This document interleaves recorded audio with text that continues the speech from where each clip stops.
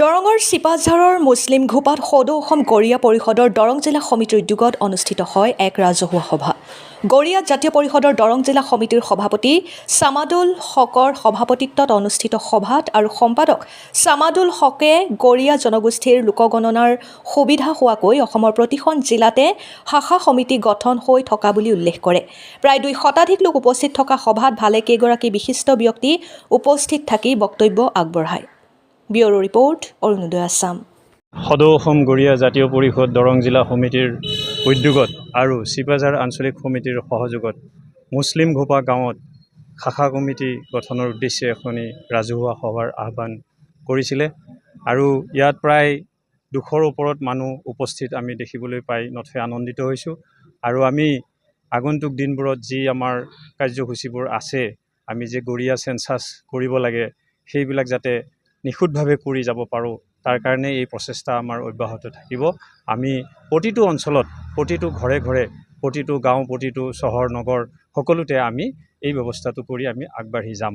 আমাৰ মুখ্যমন্ত্ৰী ডাঙৰীয়াই ইতিমধ্যে তেখেতক আমি যি স্মাৰক পত্ৰ প্ৰেৰণ কৰিছিলোঁ 2023 চনৰ ছেপ্টেম্বৰ মাহতে প্ৰেৰণ কৰা হৈছিলে আৰু সেই অনুযায়ী তেখেতে সেই যি স্মাৰক পত্ৰটো আমাৰ OBC কমিশ্যন অফিচলৈ তেখেতে পঠিয়াইছিলে বিবেচনাৰ কাৰণে।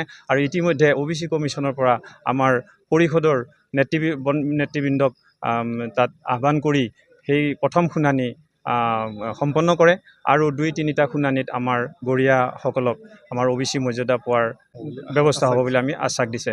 আৰু এই ক্ষেত্ৰত আমাৰ গৰিয়াসকলৰ আচলতে এটা পিয়ৰলি চেঞ্চাছ এটাৰ প্ৰয়োজন হয়। গৰিয়া আচলতে অসমত কিমান আছে সেয়াৰ এটা বিশেষ সংখ্যাৰ আমাৰ প্ৰয়োজন আছে, বিশেষ বিৱৰণৰ প্ৰয়োজন আছে। আৰু সেইকাৰণে আমি গৰিয়াসকলক যাতে আমি চেঞ্চাছ কৰিব পাৰোঁ, সেইকাৰণে আমি শাখা সমিতি, আঞ্চলিক কমিটি গঠন কৰি আমি প্ৰতিটো অঞ্চলতে আমি 2-3টা গাঁও পঞ্চায়তক মিলাই লৈ পেলাই আমি এটা আঞ্চলিক কমিটি আৰু প্ৰতিখন গাঁৱত আমি একোটা শাখা কমিটি গঠন কৰি আমি যাতে চেঞ্চাছটো শুদ্ধভাৱে কৰিব পাৰোঁ, তাৰ কাৰণে প্ৰচেষ্টা আমি আগবঢ়াই যাম।